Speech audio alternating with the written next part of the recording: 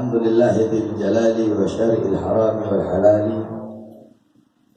اللهم صل وسلم على نور الأنوار وسر الأسرار وترية الأخيار ومفتاح باب اليسار سيدنا مولانا محمد بن المختار وآله الأطهار وأصحابه الأخيار عدد نعم الله وإغفاره. Amma ba'd, alhamdulillah, segala puji dan syukur kehadirat Allah Subhanahu wa Ta'ala yang telah mengumpulkan kita di majelis ilmu yang penuh. Dan ini mudah-mudahan berkumpulnya kita di majelis Allah Subhanahu wa Ta'ala selalu pandang kita semua dengan pandangan rahmat. Allah pandang kita dengan pandangan kasih sayang. Allah pandang kita dengan pandangan maghfirah. Allah pandang kita dengan pandangan pengampunan. Amin, amin, ya Rabbal Alamin.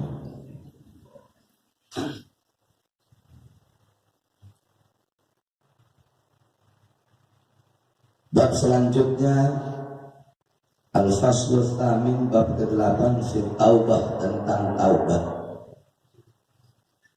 At-taubatu wajibatun ala kulli muslimin wal muslimat. Qala Allah Ta'ala tubu ilallahi taubatan nasuha. Wal amru lil wujub. Wa qala ta'ala wa la takunu kalladzina nasullaha, yani ahadullah wa nabathu kitabihi wa ra'atuhum fa'ansahum anfusahum, yani halahum hatta lam yanhu anfusahum wa lam yuqaddimu laha khaira. Wa qala sallallahu alaihi wasallam man ahabba liqa Allah ahabba Allah liqa'ahu wa man karaha liqa Allah karaha Allah liqa'ahu ulaika humul fasiqun, yani al-asul an-najidun ahaduhumul kharijun an tariqil hidayah wal rahmah wal maghfirah. Wal fasik ala nawahani, fasikun kafirun wa fasikun fajirun. Berkata Imam Al-Ghazali, taubat itu adalah suatu kewajiban bagi setiap muslim laki-laki dan setiap muslim perempuan. Ya, kama qala Allah Ta'ala, sebagaimana yang telah Allah firmankan, tubu, bertaubatlah engkau, bertaubatlah kalian, ilallah, bertaubatlah kepada Allah, taubatan nasuha, dengan sebenar-benarnya taubat. Qala al-ulama, yakni at-taubah fardun min kulli ma'siyah. Taubat itu adalah kewajiban dari segala macam maksiat. Baik engkau maksiat kecil atau maksiat besar, baik yang kau lakukan perbuatan dosa kecil atau perbuatan dosa besar, baik kesesatan kecil atau kesesatan besar, baik kufur kecil atau kufur besar, baik syirik kecil atau syirik besar, wajib bagi kita untuk bertaubat kepada Allah Subhanahu wa Ta'ala. Sebagaimana Allah berfirman dalam Al-Quran, tubu, bertaubatlah kalian ilallah, kepada Allah, taubatan nasuha, dengan taubat nasuha, yakni taubat yang sebenar-benarnya. Apabila engkau punya dosa, punya kesalahan, maka bertaubat kepada Allah Subhanahu wa Ta'ala, yakni al-ma'siyat ma tata'allaku bainal ibad wa bainallah, baik itu maksiat yang bersangkutan kepada Allah atau bersangkutan dengan manusia, baik dosamu kepada Allah dan dosamu kepada manusia. Jadi ada syarat-syarat taubat. Kalau syarat taubat yang dimana kesalahan kamu, perbuatan dosa kamu kepada Allah, itu ada 3. Itu ada 3. Yang pertama, hendaklah engkau berhenti dari perbuatan maksiat tersebut. Engkau mabuk, itu bermaksiat kepada Allah Subhanahu wa Ta'ala. Engkau berzina, itu maksiat kepada Allah Subhanahu wa Ta'ala. Engkau berbuat syirik, itu bermaksiat kepada Allah Subhanahu wa Ta'ala. Engkau sombong, itu berbuat maksiat kepada Allah Subhanahu wa taala. Durhaka kepada kedua orang tua, itu bermaksiat kepada Allah Subhanahu wa taala. Membunuh, itu bermaksiat kepada Allah Subhanahu wa taala. Cara tobat nasuha pertama yaitu hendaklah engkau berhenti dari perbuatan maksiat tersebut. Itu pertama syarat tobat nasuha. Yang dimana maksiatnya berkaitan dengan Allah, berhubungan dengan bermaksiat kepada Allah. Yang pertama. Yang kedua adalah menyesali perbuatan dosa tersebut. Harus kamu menyesali. Kalau kamu telah meninggalkan maksiat tapi masih bangga dengan maksiat tersebut, yakni yatakarrarul maksiat, kamu ulang-ulang maksiat tersebut. Saya ini dulu preman, saya ini dulu suka mabuk, bangga, tidak menyesal dengan perbuatan dosa tersebut, itu bukan tobat nasuha. Yang kedua. Yang ketiga yaitu engkau tidak mengulangi perbuatan dosa-dosa. Ya. Jangan tobat, pagi tobat, siang sudah maksiat lagi. Siang tobat, malam sudah maksiat lagi. Jangan pagi mukmin, siang kafir. Siang mukmin, malam kafir. Malam kafir, pagi udah mukmin lagi. Pagi fasik, malam jadi orang soleh lagi. Jadi orang baik. Siang soleh, malam baik. Malam baik, siang jadi soleh lagi. Itu kamu mempermainkan Allah Subhanahu wa taala. Sampai-sampai ada pendapat seseorang yang bertobat, dia telah bertobat, namun tetap dia mengulangi dosanya dengan penuh bangga untuk mempermainkan Allah, dia bertobat lagi, tidak akan diterima oleh Allah Subhanahu wa taala. Itu dosa yang berkaitan dengan Allah Subhanahu wa taala. Nah, adapun dosa yang berkaitan dengan manusia seperti riba, merampas haknya, itu dosa berkaitan dengan manusia. Menfitnah, namimah, mengadu domba itu orang, mengambil haknya, mengejek dia, mencaci maki dia, merampas harta dia, mencuri harta dia, itu dosa yang berkaitan dengan manusia. Nah, maka engkau harus mencari ridhonya. Engkau harus meminta maaf kepada manusia tersebut sebelum itu orang wafat, kecuali ada uzur, seperti kamu sudah berusaha, kamu cari itu orang nggak ketemu, dan bahkan Al-Imam Suyuti berkata, dosa seseorang kepada manusia apabila orang yang dia perbuat dosa tersebut, saya berbuat dosa sama kamu, kemudian kamu meninggal, saya punya utang sama kamu, saya punya dosa sama kamu, saya punya kesalahan banyak sama kamu, kemudian kamu meninggal, ahli waris kamu tidak punya hak untuk memaafkan saya. Makanya kan Nabi bilang sama sahabat, atadaruna manil muflis. Hai sahabat, tahukah kamu siapa orang-orang yang rugi? Sahabat bilang, al-muflis, orang-orang yang rugi, orang-orang yang bangkrut, orang-orang yang gulung tikar.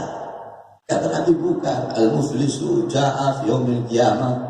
Orang yang rugi itu nanti dia datang ke akhirat, datang pada hari kiamat, bisolatihim, wa bi'ilmihim, wa bisakatihim. Dia datang bawa pahala salat, bawa pahala ilmu, bawa pahala zakat, bawa pahala haji. Dia bawa pahala yang banyak. Akhirnya ketika dia akan dimasukkan surga, datang satu orang, ya Allah, dulu dia pernah menfitnah saya. Akhirnya pahala orang yang menfitnah ini dikasih kepada orang yang difitnah. Datang lagi, ya Allah, dulu dia pernah mencaci maki saya. Diambil pahala ini orang yang mencaci maki, dikasih kepada orang yang dicaci maki. Itu kesalahan kepada manusia. Datang lagi, ya Allah, dulu dia pernah namimah saya, adu domba saya. Diambil pahalanya, dikasih. Terus. Udah habis pahala ini orang. Pahalanya habis. Masih datang lagi. Ya Allah, dulu dia pernah memukul saya. Udah habis pahala. Dosa orang yang dipukul dikasih. Ya Allah, dulu ini dia pernah merampas haknya saya. Udah habis pahalanya. Dosa orang yang dirampas hartanya dikasih. Dulu dia pernah menzalimi saya. Dosa orang yang dizalimi dikasih. Sehingga dia menjadi hamba yang rugi. Ruginya apa?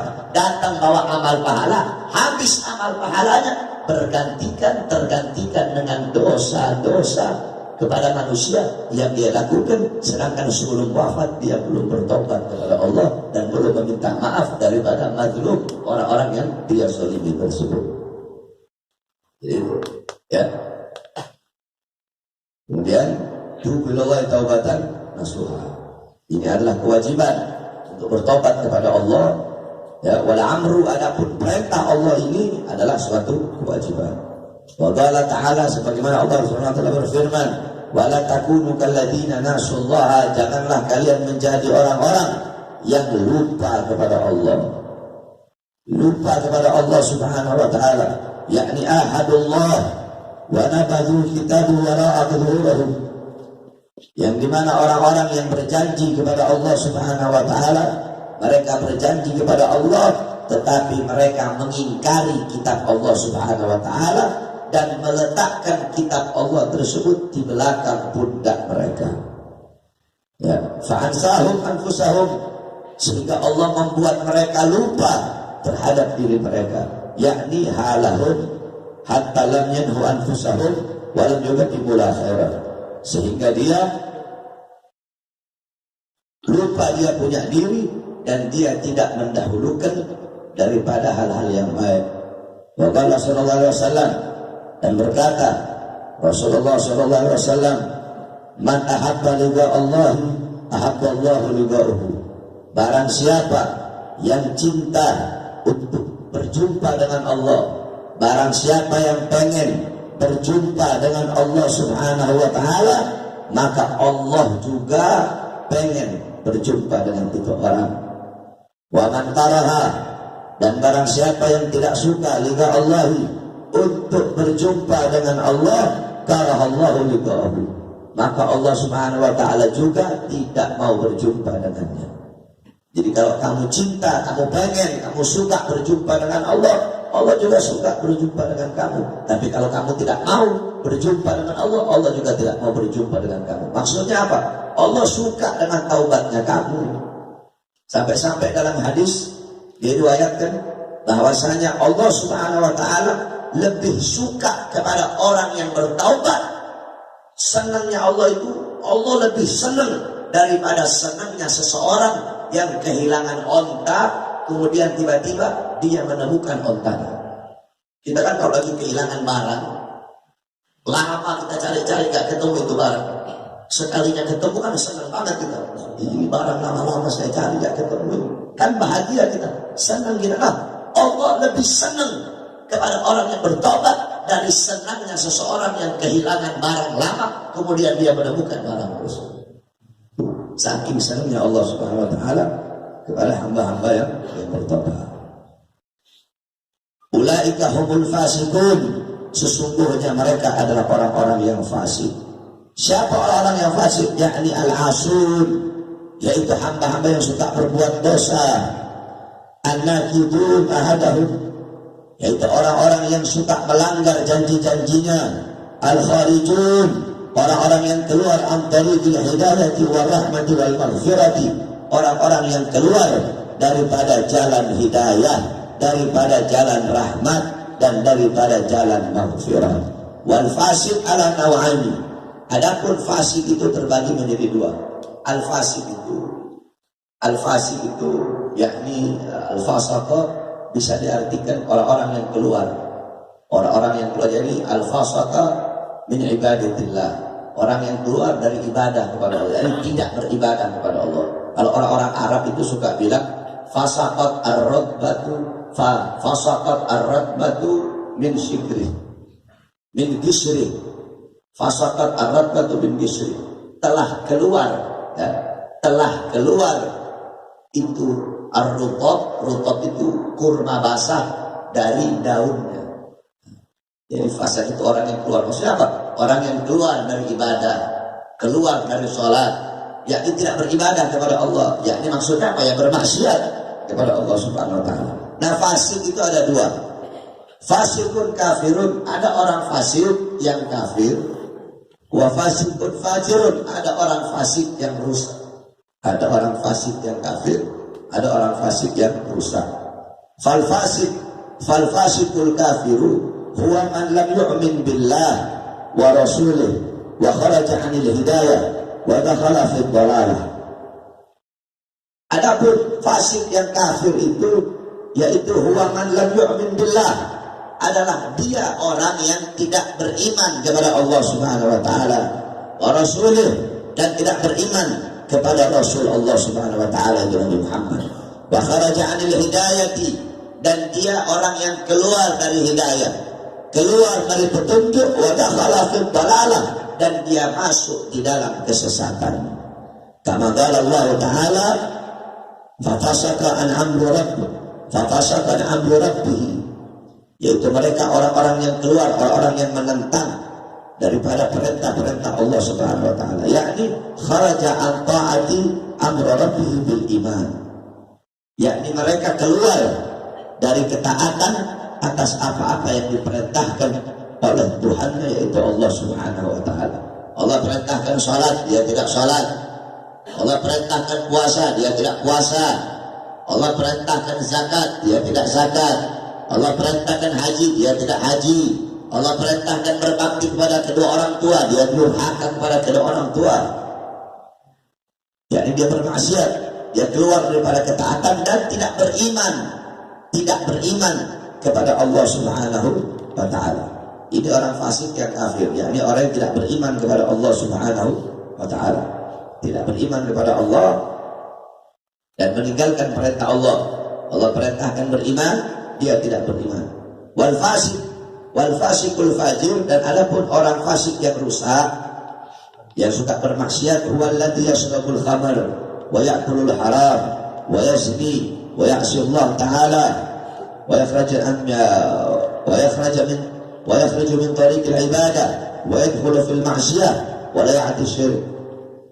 Orang-orang fasik fajir yaitu mereka orang-orang yang suka minum khamr, wa ya'kulul haram, suka makan barang-barang haram, suka berzina, suka bermaksiat kepada Allah. Wa yakhruju min tariqil ibadah, dia keluar daripada jalan ibadah. Wa yadkhulu fil ma'siyah, dia masuk di dalam perbuatan maksiat. Jadi pertama fasik kafir. Fasik kafir yang tidak beriman kepada Allah Subhanahu wa taala, tidak beriman kepada Rasulullah, dia keluar dari hidayah, tidak mendapat petunjuk dari Allah, kemudian dia masuk ke dalam kesesatan. Adapun fasik yang kedua yaitu fasik fajir, dia beriman kepada Allah, dia ini muslim, dia ini mukmin, dia beriman kepada Allah Subhanahu wa taala, tetapi dia suka minum khamr, tetapi dia suka makan barang haram, tetapi dia suka berzina, tetapi dia suka narkoba, tetapi dia suka melacur, dia tidak mau sholat, tidak mau zakat, tidak mau puasa, tapi dia mukmin, dia beriman kepada Allah Subhanahu wa taala, tetapi suka bermaksiat dan meninggalkan ketaatan. Wal farqu bainahuma, adapun perbedaan antara fasik kafir dan fasik yang fajir tadi, annal fasikal kafir la yurja ghufranahu illa bisyahada wa taubah qabla mautih. Orang fasik yang kafir tidak akan diharapkan, tidak bisa diharapkan ampunan dari Allah illa, kecuali apa? Bisyahada, kecuali dengan syahadat. Jadi menyaksikan bahwasanya asyhadu an la ilaha illallah wa asyhadu anna Muhammadar Rasulullah, ya ila ma'budu bihaqqin fil wujudi illallah wa anna Muhammadur Rasulullah sallallahu alaihi wasallam.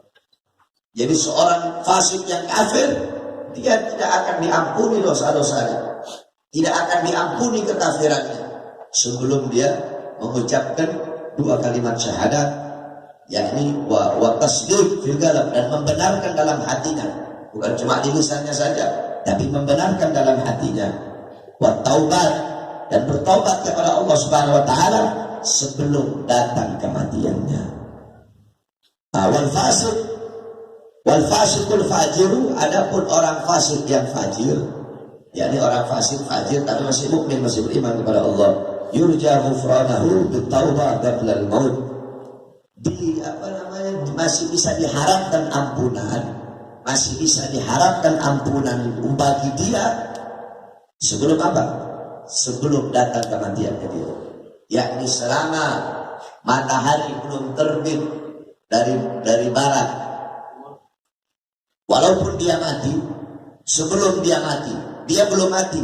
Ya jadi dua bisa diterima tobat sebelum datang dua.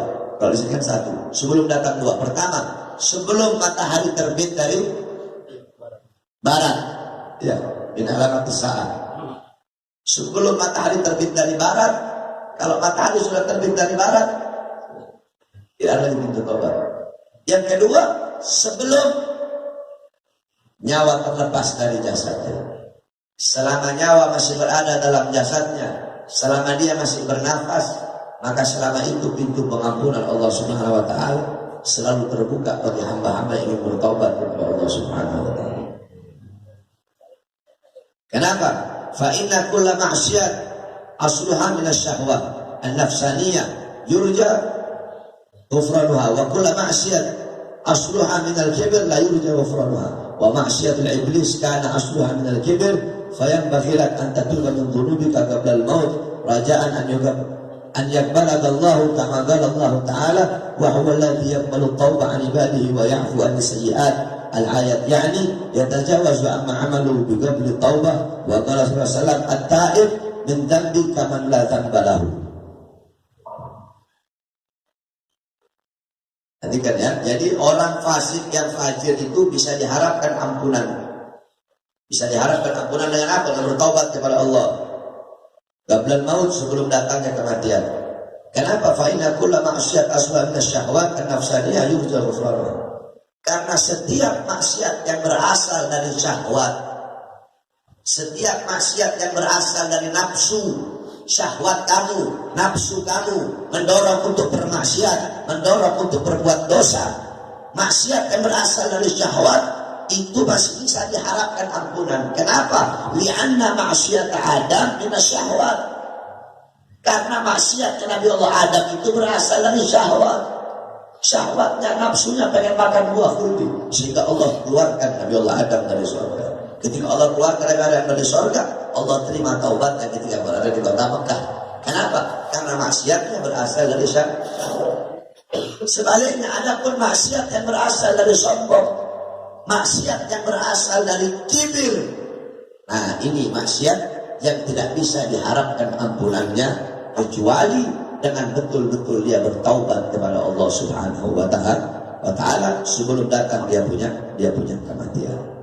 Maka hendaklah bagi engkau untuk bertaubat kepada Allah dari dosa-dosamu qablal maut, sebelum datang kematianmu. Kenapa? Dengan harapan agar Allah Subhanahu wa taala menerima engkau punya taubat. Sebagaimana dalam Al-Qur'an Allah Subhanahu wa taala berfirman, sesungguhnya Allah Subhanahu wa taala menerima taubat seorang hamba dan memaafkan kesalahan-kesalahan hamba tersebut. Yang dimana dalam hadis kata Nabi berkata, at-taibu, ya, orang yang bertaubat kepada Allah Subhanahu wa taala min dzambi kaman la dzamba lahu. Orang yang bertaubat adalah orang-orang yang dimana dia seperti tidak punya dosa. Jadi kamu bertaubat kepada Allah, kamu kayak bayi baru lahir, tidak ada sedikit pun dosa dalam diri kamu. Hujjah diceritakan, anna rajulan kana kullama adnaba yaktubu dhanbahu fi diwan fa adnaba yawman ma dhanba fa nashara diwanahu yaktubu fihi falam yajidu fi illa Allah ta'ala fa ulaika yabdulu Allah sayi'atihim hasanat. Al-ayah yakni yubaddilu makana syirk al-iman wa makana zina al-afu wa makana al-ma'siyah al-asma' al-ta'at. Diceritakan ada seorang laki-laki yang dimana setiap dia berbuat dosa itu dia tulis, dia punya diwan, dia punya catatan. Setiap dia berbuat dosa dia tulis, hari ini saya berzina, hari ini saya mabok, hari ini saya melacur, hari ini saya berdusta, hari ini saya berbohong, hari ini saya melebihkan timbangan, hari ini saya begini, hari ini saya begini. Semua dosa dia tulis di satu diwan, ditulis di buku catatannya dia. Sehingga satu waktu ketika dia mau tulis dosanya dia itu, tiba-tiba catatan itu semua hilang. Tidak ada satupun tulisan tangannya dia. Catatannya hilang semua. dan diganti catatan tersebut dengan ayat Al-Quran. Sesungguhnya Allah Subhanahu wa Ta'ala menggantikan perbuatan dosa mereka dengan hasanat, yaitu dengan kebaikan. Jadi semua dia tulis itu di diwan, hari ini saya berzina, hari ini itu hilang semua. Kenapa? Karena pertaubatan dia kepada Allah Subhanahu wa Ta'ala.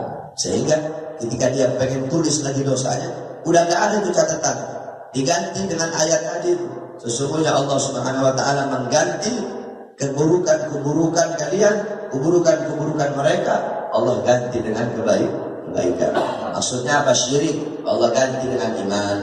Perbuatan zina, Allah Subhanahu wa Ta'ala ganti. Kamu dulunya suka berbuat syirik, datang ke dukun, kamu bertobat, Allah ganti kamu punya perbuatan syirik dengan perbuatan iman. Kamu dulu suka mabok-mabokan, kamu bertobat, Allah ganti mabok-mabokmu itu masuk yang haram ke dalam mulutmu itu, Allah ganti dengan perbuatan masuk makanan yang halal, masuk makanan yang baik. Dulu kamu suka berzina, Allah ganti perbuatan zina kamu itu dengan menikah, dengan sesuatu yang dihalalkan oleh Allah Subhanahu wa Ta'ala. Dulu kamu durhaka kepada kedua orang tua, kamu bertobat, Allah ganti perbuatan durhakamu itu dengan perbuatan taat. Dulu kamu suka mencuri, suka merampas, suka mengambil hak orang, Allah ganti dengan apa? Dengan nantinya kamu suka memberi orang. Kamu dulunya sombong, kamu bertobat, Allah ganti sombong kamu dengan apa? Dengan tawadhu.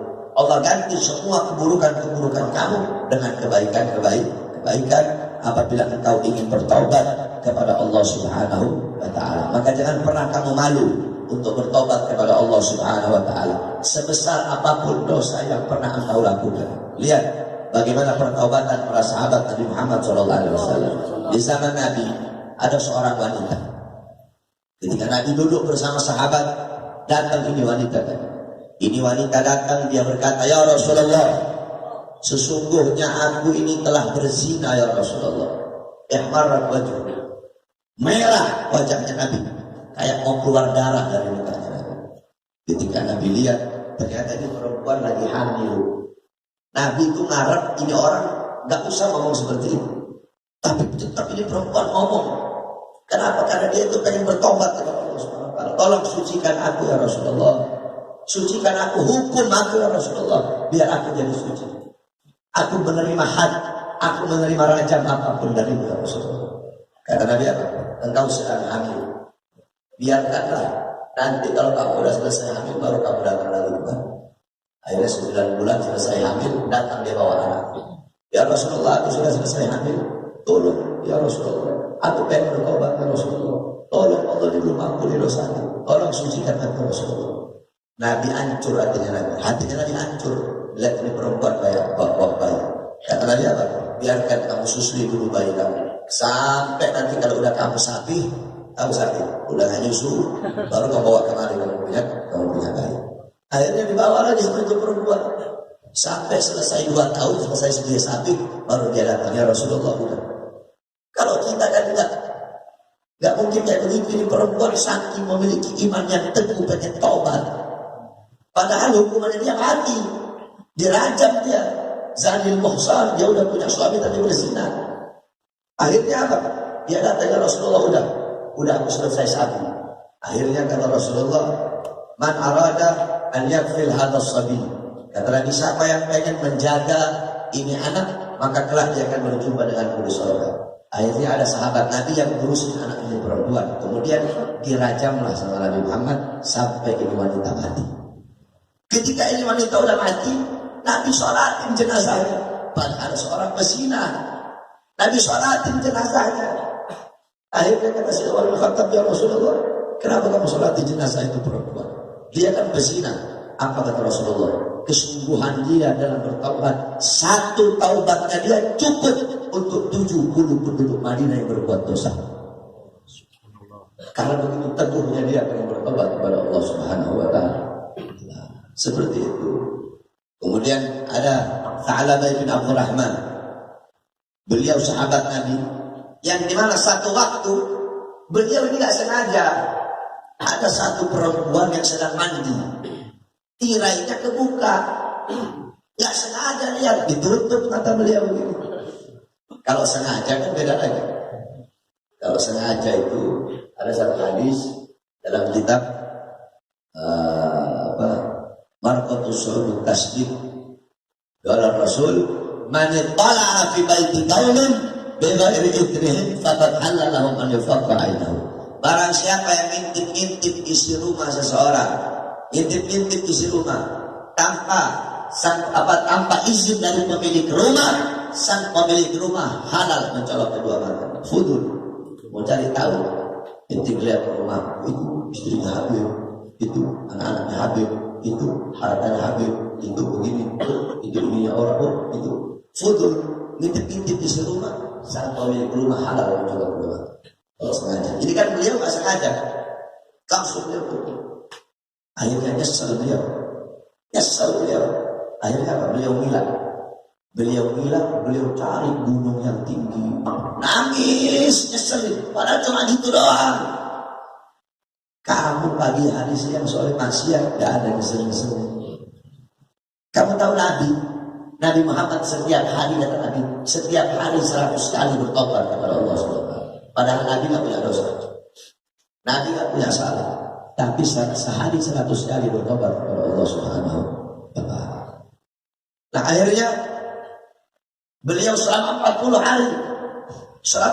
hari pergi ngasih ke gunung. Nabi suruh Umar bin Khattab, Nabi suruh Salman Al-Farisi cari sampai ketemu, gak dapat apa. Akhirnya ketika satu waktu mereka nanya sama satu orang kambing, sama satu orang roi, pengembala kambing, kamu lihat ini orang begini. Oh iya, dia ada.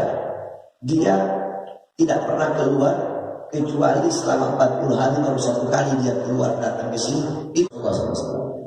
Dari pagi badannya udah kurus, matanya cekung, banyak menangis, takut kepada Allah SWT. Dipanggil sama Nabi, disuruh duduk di pahanya Nabi. Dia tidur di pahanya Nabi. Ketika dia tidur di pahanya Nabi, kata ini sahabat tadi, kata Sa'labah bin Abdurrahman, ya Rasulullah, aku tidak pantas, pendosa ini tidak pantas duduk di pahamu ya Rasulullah. Kata Nabi, kamu berbuat dosa apa? Kata Sa'labah tadi, ya Rasulullah, aku tidak sengaja ada wanita yang terhingkap sehingga aku melihat auratnya ya Rasulullah. Kata Nabi apa? Apabila seorang hamba datang kepada Allah dengan membawa dosa sebanyak bumi, datang bawa dosa sebanyak bumi, maka Allah akan terima dosanya dia, pengampunan Allah sebesar bumi. Subhanallah. Ada orang datang bawa dosa kepada Allah sebesar bumi, pengampunan Allah juga sebesar bumi untuk dia. Akhirnya ketika dia dengar itu, langsung ketika itu juga dia meninggal ketika dia meninggal ketika itu juga Rasulullah sholati dia. Setelah selesai sholati, Rasulullah jalan kayak begini. Rasulullah jalan begini. Sahabat bilang, ya Rasulullah, kamu kenapa jalan seperti kayak sempit? Kata Rasulullah, iya, aku jalan seperti ini karena terlalu banyak malaikat yang turun dari langit untuk mensolati jenazah yang sehingga aku merasa sempit. Orang yang bertobat kepada Allah Subhanahu wa Ta'ala. Kemudian ada seorang pembunuh, 99 kali dia bunuh orang. 99 kali dia bunuh orang. Akhirnya dia datang ke satu orang ingin bertobat. Ayo tuntun aku untuk bertobat. Dosa apa yang kamu lakukan? Aku berbuat dosa telah membunuh 99 orang. Celaka kamu, kata orang itu. Kesal dia dibilang begitu orang mau tobat malah digonggongin begitu dibunuh. Pas jadi 100 orang dia bunuh. Akhirnya dia cari kabar siapa nih yang bisa tuntun saya bertobat. Kamu pergi ke ujung sana, ada orang yang bisa tuntun mau bertobat. Pergi dia ke tempat tersebut, di tengah perjalanan meninggal dunia. Akhirnya malaikat azab sama malaikat rahmat berselisih paham. Kata malaikat rahmat, ini orang meninggal husnul khatimah. Kenapa? Karena meninggalnya dia dalam perjalanan untuk bertaubat kepada Allah. Malaikat azab bilang, oh enggak, ini orang matinya husnul khatimah. Kenapa? Karena dia meninggal habis bunuh orang. Mereka datang kepada Allah. Apa kata Allah? Kamu hitung saja. Kalau jarak dari dia tempat bunuh orang tadi, ya, kalau jarak dia lebih dekat, jarak dia mati dia mati di sini. Kalau jarak dia mati dari jarak dia bunuh orang lebih dekat, meninggalnya Husnul Khatimah. Kalau jarak dia mati ke jarak dia mau bertobat lebih dekat, berarti Husnul Khatimah.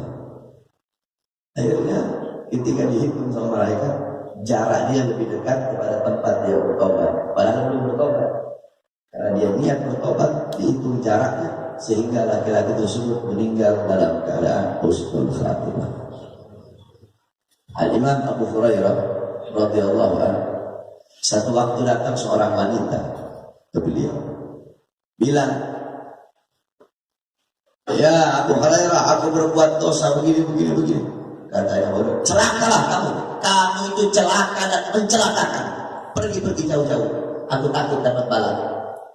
Pergi di wanita dalam keadaan sedih.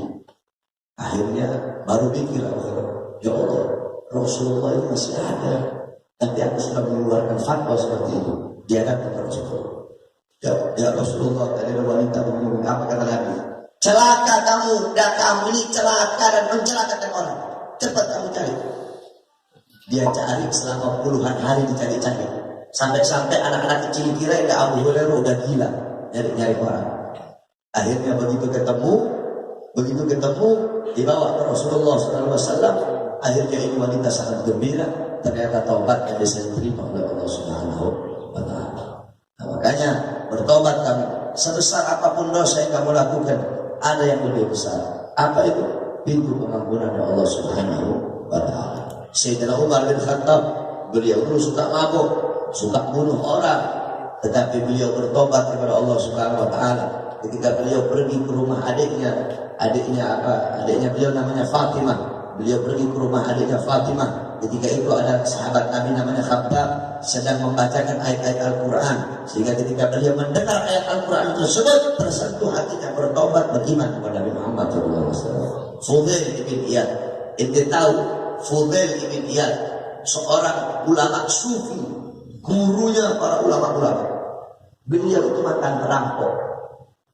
Fudail ibn Iyad mantan perampok. Sampai-sampai di kitab Al-Imam Az-Zahabi, dalam kitab Syiarul A'lam An-Nubala, itu dijelaskan Fudail ibn Iyad itu kalau ngerampok sendiri nggak butuh banyak orang. Asal dia lewat, semua orang kabur. Asal dia lewat, semua orang lari. Fudail ibn Iyad. Akhirnya apa? Dia bertobat sehingga menjadi seorang wali besar, menjadi seorang ahli hikmah, menjadi seorang sufi, menjadi seorang yang dekat kepada Allah Subhanahu wa Ta'ala. Bertobat kepada Allah Subhanahu wa Ta'ala. Bahkan pendeta itu muslim. Ini pendeta. Dulu ada seorang soleh, ya, Al-Imam siapa namanya saya lupa. Akhirnya ini orang soleh ini satu waktu dia berjalan. Ketika dia berjalan, ketemu dengan seorang pendeta, seorang rahib. Ini pendeta bilang, "Ya fulan, saya udah 3 hari nggak makan, lapar saya." Akhirnya ini orang soleh berdoa kepada Allah, "Ya Allah, tolong turunkan makanan dari langit, turun makanan dari langit, makan bareng-bareng." Akhirnya nggak selama tetap deh, kalau itu Malik bin Dinar kalau nggak salah, Malik bin Dinar lupa namanya. Akhirnya berjalan, di tengah perjalanan gantian, ini orang soleh tadi bilang, "Aku lapar, pendeta, kamu punya makanan nggak?" Itu pendeta angkat tangan, "Ya Allah, turunkan makanan dari langit, turun makanan." Kaget ya orang itu. "Saya nggak mau makan ini makanan sebelum kamu jelasin apa yang terjadi. Ayo cepat jelaskan apa yang terjadi." Dijelaskan sama pendeta tadi, "Selama 3 hari aku ikut dengan kamu. Ketika aku melihat kejadian kamu minta turun makanan dari langit, ketika itu aku masuk Islam. Ketika itu aku mulai dekatkan diriku kepada Allah Subhanahu wa Ta'ala, sehingga Allah mengabulkan apa yang aku minta." Yakni Allah memberikan apa-apa yang tidak Allah berikan kepada hamba-hamba yang sudah bertobat kepada Allah Subhanahu wa Ta'ala. Ada seorang tukang jagal. Ini tukang jagal. Akhirnya suatu waktu dia pergi datang untuk meminang seorang perempuan. Sebelum dia nikah mau diajak zina nih perempuan. Takut jadi perempuan. takut kepada Allah. Dan untuk nanti lagi-lagi, kalau engkau saja takut kepada Allah, bagaimana aku tidak punya rasa takut kepada Allah? Akhirnya ini tukang jagal pergi bertobat kepada Allah SWT. Ketika dia di jalan dalam pertaubatannya kepada Allah, dia berjumpa dengan satu orang soleh. Akhirnya ke awan itu. Dia kira awan ini ngikut, awan ini naungi dia gara-gara ada orang soleh. Terus ikutin sampai ada orang soleh sudah selesai, dia pergi lagi. Ketika dia balik, itu awan yang ngikutin orang soleh. Itu awan ngikutin dia. Dikejar sama orang soleh tadi. Subhanallah, kamu kok bisa seperti ini? Awan menaungi kamu. Dia cerita, saya baru bertobat kepada Allah SWT. Akhirnya, apa itu orang soleh? Orang yang bertobat kepada Allah, dia akan mendapatkan tempat yang dimana tidak ada orang lain yang bisa masuk ke dalam tempat tersebut. Bertobat kepada Allah, sebesar apapun dosa yang kamu lakukan. Ingat, pintu pengampunan Allah lebih besar daripada dosa-dosa yang kamu lakukan. Dulu pernah datang satu orang kepada Rasulullah, ya Rasulullah, aku berbuat dosa besar. Lebih besar mana dosa kamu dengan bumi? Lebih besar dosa saya. Lebih besar mana dosa kamu dengan langit? Lebih besar dosa saya. Lebih besar mana dosa kamu dengan arsy? Lebih besar dosa saya. Emangnya dosa kamu apa? Dia cerita, saya ini tukang gali kubur. Ketika saya gali kubur ada mayat wanita. Saya nafsu, saya syahwat, saya sange. Bahasa gaul dulu. Akhirnya saya zinahi itu mayat. Habis saya zinahi, tiba-tiba mayat itu berkata, celaka engkau. Aku sudah dikuburkan, dimandikan dalam keadaan suci. Sekarang aku dalam keadaan junub. Siapa yang akan memandikanku? Sedangkan aku sudah menjadi mayat seperti itu. Kata Nabi, lebih besar mana dosa kamu dengan pintu pengampunan Allah? Lebih besar pintu pengampunan Allah. Bertobat kepada Allah SWT. Jangan pernah malu dan pernah takut untuk bertobat kepada Allah Subhanahu wa Ta'ala. Ente dulu pernah mabuk, sebanyak-banyaknya ente mabuk, tobat kepada Allah Subhanahu wa Ta'ala. Tato saya banyak, sebanyak apapun ente punya tato, tobat itu. Aku punya murid santri pertama di pondok. Namanya Haris Tato. Itu Haris dari ujung rambut ke ujung kaki mata doang kita. Bunuh orang.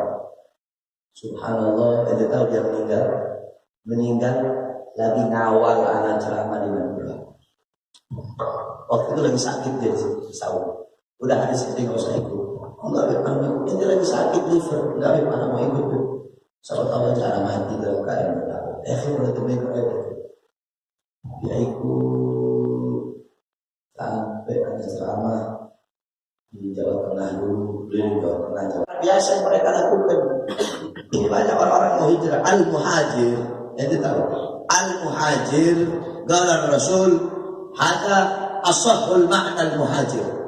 Yang paling sahih makna hijrah itu yakni al-muhajir man hajara ma nahallahu anhu. Al-muhajir kata Nabi, orang yang berhijrah itu adalah orang-orang yang meninggalkan apa-apa yang dilarang oleh Allah Subhanahu wa Ta'ala. Makanya ada orang pakai cadar, jangan ente jauhi. Jangan kau dulu teroris, jangan kau dulu radikal. Mereka itu dulunya pakai tank top. Mereka itu ada yang dulunya pakai rok mini. Mereka itu ada yang dulunya anak band. Mereka dulu itu ada yang dulunya pelacur. Ada yang mereka bertobat kepada Allah. Mereka insaf, mereka tobat, menyesali perbuatannya, pengen berubah. Sehingga apa? Mereka pakai jilbab. Jangan kau ejek, jangan kau jauhi, jangan kau asingkan. Ini wanita pakai cadar dituduh teroris. Wanita pakai cadar mau masuk universitas nggak boleh dengan alasan budaya Arab. Kalau ada ustadz atau kiai atau ulama ngomong an-niqab bahwasanya cadar itu budaya Arab, ustadz kiai bebek.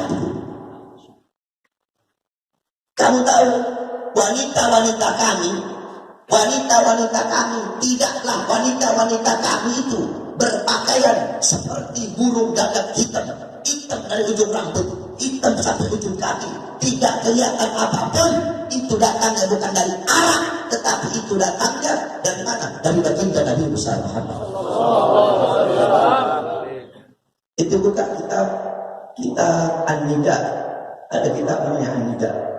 Itu di kitab itu dijelaskan bahwasanya orang Arab zaman dulu itu An-Nida lil jin siapa, di kitab An-Nida lil jin siapa, ada belakang ada lupa. Itu orang Arab sebelum Nabi mendakwahkan Islam itu mereka suka dandan. Orang Arab itu suka dandan, suka kelihatan dadanya pakai kalung. Jadi cadar bukan budaya Arab. Tidaklah cadar itu datang, tidaklah wanita kami bercadar, tidaklah wanita kami berpakaian seperti burung gagak hitam, kecuali itu datangnya dari baginda Nabi besar Muhammad. Itu orang-orang seperti itu, orang-orang yang ingin menjauhkan engkau dari syariat Nabi. Orang-orang yang ingin menjauhkan wanita-wanita kamu dari siapa? Dari Sayyidatuna Khadijah. Menjauhkan istri-istri kamu dari Sayyidatuna Aisyah, Sayyidatuna Fatimah, Siti Khansah, Sumayyah binti Khabbab, Ummu Salamah, Ummu Sulaim, Sayyidatuna Maimunah, Sayyidatuna Asma binti Abu Bakar. Kamu tahu al-aurat? Al-aurat, aurat itu adalah sesuatu yang malu kalau diperlihatkan dalam bahasa. Sesuatu yang malu untuk diperlihatkan. Berarti perempuan yang terlihat aurat itu perempuan yang tidak punya malu. Kamu tahu bagaimana Rasulullah SAW dulu ketika itu Ibn Ummi Maktum, Abdullah Ibn Ummi Maktum itu muadzinnya Nabi. Nabi punya muadzin dua, Bilal ibn Rabah sama Ibn Ummi Maktum. Ibn Ummi Maktum ini buta. Satu saat datang ke rumahnya Rasul. Di situ ada istrinya Nabi, Sayyidatuna Maimunah sama Sayyidatuna Ummu Salamah. Beliau berdua kelihatan rambut. Akhirnya kata Nabi, kok punya rambut kelihatan? Kata beliau berdua, ya Rasulullah, itu kan Ibn Ummi Maktum buta, dia nggak bisa lihat kita. Kata Nabi, iya, Ibn Ummi Maktum buta, terus kamu berdua buta, nggak bisa lihat dia. Tutup. Jadi Sayyidina Umar bin Khattab, ente tahu yang bunuh Umar bin Khattab itu Abu Lu'lu'ah. Sebelum beliau bunuh Umar bin Khattab, itu mau dipukul pakai pedang. Sayyidina Umar bin Khattab punya istri, beliau keluarkan beliau punya hijab sedikit, terus untuk menangkis pedang tersebut agar nggak kena sama si Umar bin Khattab, kelihatan rambutnya. Kata Sayyidina Umar, wahai istriku, demi Allah, lebih baik aku terbunuh dengan pedang tersebut daripada engkau menangkis pedang tersebut kemudian terlihat kau punya aurat. Mending saya mati sama itu pedang, mending kau usah menangkis, mending saya mati aja daripada terlihat kau punya aurat. Sayyidatina Aisyah radhiyallahu anha ketika berihram, ketika lagi ihram, ada segerombolan orang-orang yang lewat, itu beliau pakai jilbab panjang, itu ditutup muka beliau agar tidak kelihatan. Wanita-wanita di Hadramut itu kalau lagi lewat di lorong, lagi lewat di jalan, ada laki-laki lain, mereka putar balik mencari jalan yang tidak dilewati oleh laki-laki yang bukan muhrim. Seperti itu mereka menjaga auratnya. Jangan bilang perempuan yang pakai cadar itu teroris, radikal, intoleran. Orang-orang munafik berkata, oh itu kan mereka yang memakai pakaian rok mini, mereka yang buka aurat, itu kebebasan mereka. Iya, jikalau yang buka aurat saja itu kebebasan mereka, maka kami menjawab, mereka orang-orang yang buka aurat, wanita-wanita yang membuka aurat, wanita-wanita yang telanjang, wanita-wanita yang menjadikan orang-orang barat sebagai gaya hidup mereka, sebagai gaya cara berpakaian mereka. Kalau wanita bebas, mereka yang membuka aurat, itu kebebasan mereka di dalam kemaksiatan mereka, di dalam bermaksiat. Maka wanita-wanita yang pakai cadar, itu juga kebebasan mereka di dalam berbuat taat. Mereka perempuan yang buka aurat dibilang kebebasan untuk bermaksiat, ya. itu kebebasan mereka dalam bermaksiat. Kalau wanita yang buka aurat adalah kebebasan mereka dalam bermaksiat, maka wanita yang pakai cadar kebebasan mereka dalam berbuat taat. Titik. Itu persoalkan cadar, Ustaz goblok. Itu persoalkan cadar, rektor goblok. Itu persoalkan cadar, dosen goblok. Cadar itu persoalkan. Wanita yang buka auratnya tidak persoalkan. Wanita yang pakai rok ini tidak persoalkan. Wanita yang rambutnya terurai tidak persoalkan. Jadi tidak ada itu. Cadar bukan budaya Arab, budaya Nabi, budaya Islam, ajaran Nabi. Datangnya bukan dari Arab. Orang Arab suka dandan ketika di zaman jahiliyah. Itu bukan kitab-kitab tafsir. Mereka suka dandan, suka pakai celak, suka memperlihatkan. Bahkan kalau ada orang puji mereka, mereka kasih uang. Sehingga ketika turun ayat yang Allah memerintahkan istri-istri para nabi untuk memakai hijab, barulah mereka mulai pakai hijab. Itu datangnya bukan dari Arab. Wanita kami berpakaian seperti gagak hitam, pakai cadar dari ujung sini sampai sini nggak kelihatan. Itu semua datangnya bukan dari budaya Arab, melainkan datangnya dari baginda Nabi besar Muhammad SAW. Cadar ikhtilaf ulama. Ulama berbeda pendapat tentang hukum cadar. Dhahaba jumhurul fuqaha, jumhur para ulama, para fuqaha, para ahli fikih, al-Hanafiyah, wal Malikiyah, wal Syafi'iyah, wal Hanabilah. Pendapat mazhab al-Imam Hanafi, al-Imam Maliki, al-Imam Syafi'i, al-Imam Hanbali, itu ikhtilaf, berbeda ulama, berbeda pendapat para ulama.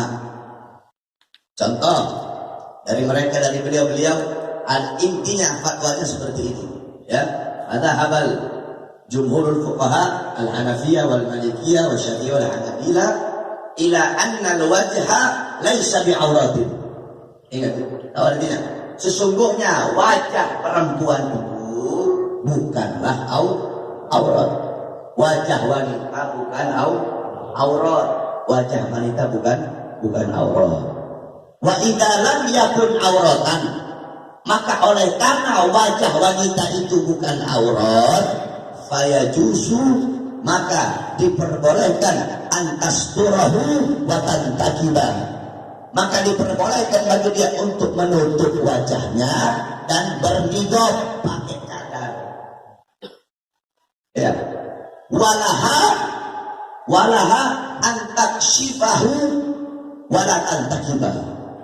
Bisa juga dia buka dan tidak bercadar, tapi pakai jilbab. Kelihatan, nggak apa-apa kelihatan mukanya, tidak apa-apa pakai cadar, nggak apa-apa juga, enggak. Jadi pakai cadar boleh, nggak pakai cadar juga boleh. Bahkan al-Hanafiyah lebih tegas lagi. Kata gal al-Hanafiyah, yakni muni'al mar'atu syabbatu bikasfi wajhiha. Dilarang bagi seorang wanita yang muda. Perhatikan, dilarang bagi seorang wanita yang muda, perempuan muda, dilarang untuk memperlihatkan wajahnya. Fi zamanina, di zaman kami ini, baina rajulin, di antara laki-laki yang lainnya, bukan laki. Kenapa? Li'annaha laisa aurat, bukan karena aurat, tetapi li khaufal fitnah, karena takut akan fitnah. Itu Hanafi. Itu Hanafi. Nah, jadi kalau perempuan yang muda, kalau mama tak apa, nafsu. Masih muda perempuan Imam Hanafi, kata beliau pakai cadar. Pakai cadar bukan karena wajah itu aurat, tetapi untuk takut karena fitnah. Kalau Al-Imam Malik memakruhkan karena hulu, yaitu berlebih-lebihan, baik dalam sholat ataupun di luar sholat. Itu dari Imam Malik, ya, karena hulu berlebih-lebihan, baik dalam sholat atau di luar sholat. Tetapi Imam Malik mengatakan diharuskan, khawatir fitnah dan khawatir apabila di zaman tersebut banyak terjadi pelecehan terhadap kaum wanita. Jadi kalau di satu zaman banyak terjadi pelecehan terhadap kaum wanita, banyak perempuan-perempuan yang diperkosa, maka diharuskan bagi perempuan yang cantik untuk memakai cadar. Kalau Syafi'i, ya, dua. Ada yang mewajibkan, ada juga yang menyunahkan. Paham? Jadi jangan dipermasalahkan, nanti mau pakai cadar,